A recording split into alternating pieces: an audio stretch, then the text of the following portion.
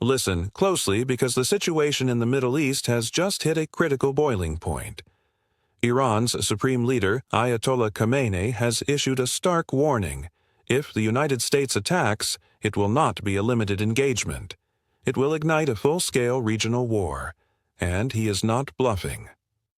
The USS Abraham Lincoln Carrier Strike Group is currently parked in the Indian Ocean, staring down the Iranian coast. Donald Trump has deployed what he calls a massive armada, a force larger than anything seen in recent years. And unlike previous adversaries, Iran has a network of powerful allies: Hezbollah, militias in Iraq and Syria, and the Houthis in Yemen. One wrong move, and the entire region goes up in flames. But here's the secret that isn't making the nightly news. Behind the curtain, intense negotiations are underway. Through intermediaries in Turkey, Egypt, and Qatar, Trump's envoy Steve Witkoff is scheduled to meet Iran's Foreign Minister Abbas Araghchi in Ankara this week. And reports suggest Iran is offering a concession they have never put on the table before: handing over 400 kilograms of highly enriched uranium. Just like that. So the real question isn't whether war is coming. It is whether Trump will take the win, or if he is determined to strike regardless of the offer. Picture this. It is Sunday, February 1st, 2026, in Tehran. It is the anniversary of the 1979 Islamic Revolution.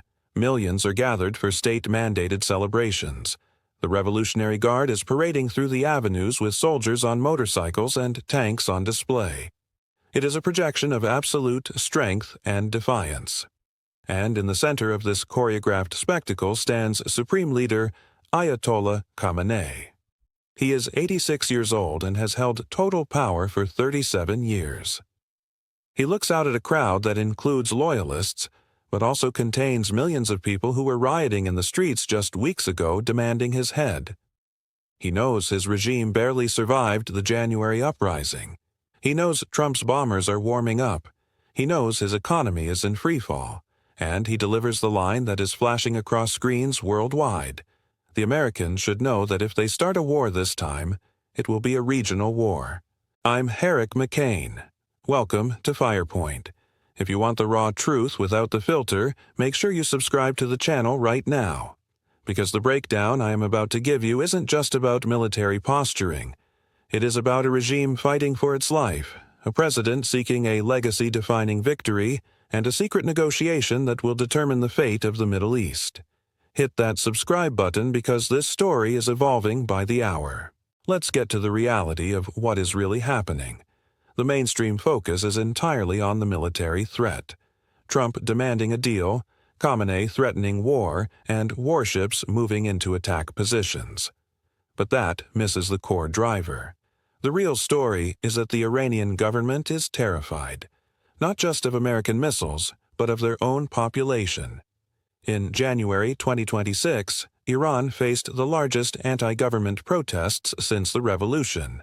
The regime admitted to 5,000 arrests. Independent monitors confirmed at least 116 dead, though the real number is likely much higher. What ignited this powder keg? Total economic collapse. The currency has lost 90% of its value. Inflation hit 42%. There are blackouts, water shortages, and people cannot afford bread. They blame the regime, and the regime knows it is vulnerable. If you don't know the history, you need to understand Trump's strategy. In his first term, he exited the nuclear deal and applied maximum pressure. He crushed their oil exports and froze their money to force them to abandon their nuclear and missile programs. Iran refused. They accelerated enrichment and attacked shipping. Then came June 2025. Israel launched a 12-day air campaign. The U.S. bombed 3 nuclear sites. Iran fired back at U.S. forces in Qatar. It ended in a ceasefire, but Iran's program was damaged. Trump felt he had the upper hand. Fast forward to right now. The protests in January changed the calculus. Trump saw the weakness and threatened to bomb if protesters were executed. The regime panicked and paused the executions. But then Trump pivoted. He moved the goalposts. Now he wants the entire nuclear program gone. He sent the Abraham Lincoln, he sent B-2 stealth bombers, and he ordered 25 more to follow. He gave Iran a deadline. But he didn't expect Iran to blink. They started talking through back channels. Turkey, Egypt, and Qatar stepped in to prevent a war that would destroy the global oil market. Listen carefully to Khamenei's exact words on Sunday. He said, "We are not the instigators, and we do not seek to attack any country. But the Iranian nation will deliver a firm blow to anyone who attacks it. That is a defensive stance." He is leaving a door open for diplomacy. On the same day, Ali Larijani, a top security official, tweeted that a framework for negotiations is progressing. Trump responded by saying, "Iran is seriously talking and hopefully we make a deal," while simultaneously reminding them of the powerful ships heading their way. It is the classic carrot and stick. But here is the game changer. According to Reuters, Iran is offering to surrender 400 kilograms of highly enriched uranium. That is bomb-grade material. They are offering to hand it over and accept a consortium arrangement for zero enrichment with international oversight. They are even willing to discuss ballistic missiles. These are massive concessions that Iran has rejected for a decade. Why now? Because the regime is scared. Insiders report that security officials warned Khamenei that fear has evaporated on the streets. If the U.S. attacks, it could trigger a new wave of uprisings that the Revolutionary Guard might not be able to crush. An external war combined with internal revolt equals regime collapse. Some analysts say this is a bluff. They argue Iran will promise anything to stop the immediate threat and then cheat later. They point to the 2015 deal and Iran's history of deception. They say if Trump takes the deal, Iran will just wait him out. There is truth to that. But this time is different because the internal threat is existential. The January protests weren't just about money. They were about the legitimacy of the Islamic Republic. People were chanting for the fall of the dictator. That anger hasn't gone away. It is just waiting for a spark. So what happens next? Watch the Ankara meeting. If Witkoff and Araghchi meet face-to-face, it means the deal is real. If they issue a joint statement, oil prices will drop and the war scare recedes. If the meeting is canceled or fails, get ready for airstrikes. Trump has red lines. If Iran resumes high-level enrichment or executes protesters, he hits them. The military assets are already in place. This isn't a drill. In the medium term, the next month is the danger zone. If talks continue, Trump will demand immediate proof, a freeze on enrichment and inspectors on the ground. Iran will demand cash, unfrozen assets and oil sales to save their economy. But Trump faces a hurdle. He needs Congress to lift some sanctions, and Republicans will fight him. They will call it a bad deal. Democrats will be divided. Domestic politics could kill a deal even if both leaders want one. My assessment is this. A limited deal is the most likely outcome. Trump gets a freeze and a photo op. Iran gets some money and survival. It won't solve the core issues. Iran won't dismantle everything, and Trump won't lift all sanctions. We will get a pause, but the clock will keep ticking. In 2 or 3 years, we will be back at the brink. The best-case scenario? The Ankara talks produce a framework. Iran hands over the uranium and freezes the program. Trump releases $10 billion. The Iranian economy stabilizes, calming the streets.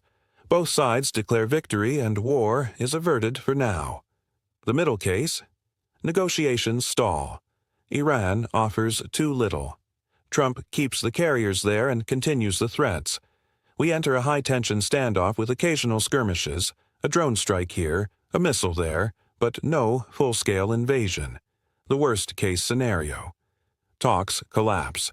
Trump decides diplomacy is dead and orders a massive strike on all nuclear and military infrastructure. Iran unleashes Hezbollah and the Houthis. Missiles rain down on Israel, Saudi Arabia, and U.S. bases. Oil hits $200 a barrel, crashing the global economy. And inside Iran, the regime implodes into civil war, leaving a power vacuum that terrorists rush to fill. Keep your eyes on these indicators. Does the internet remain active in Iran? If it goes dark, war or crackdowns are imminent. Are Revolutionary Guard generals giving fiery interviews? That means they are mobilizing. Does Russia step in? If Putin backs Iran publicly, they will dig in. If he stays silent, they are isolated. And does Trump post about it personally? If he is tweeting, he is engaged. If he is quiet, the diplomats are working. This impacts the entire world. If Iran falls into chaos, who secures the nuclear material? Who stops ISIS or Al-Qaeda from seizing territory? If Iranian oil goes offline, global inflation spikes. It isn't just a Middle East problem, it is a global economic threat. History will judge this moment. Trump has to choose between a flawed deal that buys time or a war that could solve the nuclear problem but break the region. Neither option is perfect, but the Iranian people are the ones caught in the crossfire, trapped between a repressive regime and the threat of bombardment. If this breakdown helped you see the real stakes in the Middle East, hit that like button and subscribe to Firepoint. The Ankara talks are the key. What happens there will decide if we see peace or the biggest war in a generation. Let me know in the comments. Should Trump accept a partial deal to avoid war, or demand total surrender even if it means conflict? I'm Herrick McCain, and I'll see you in the next video.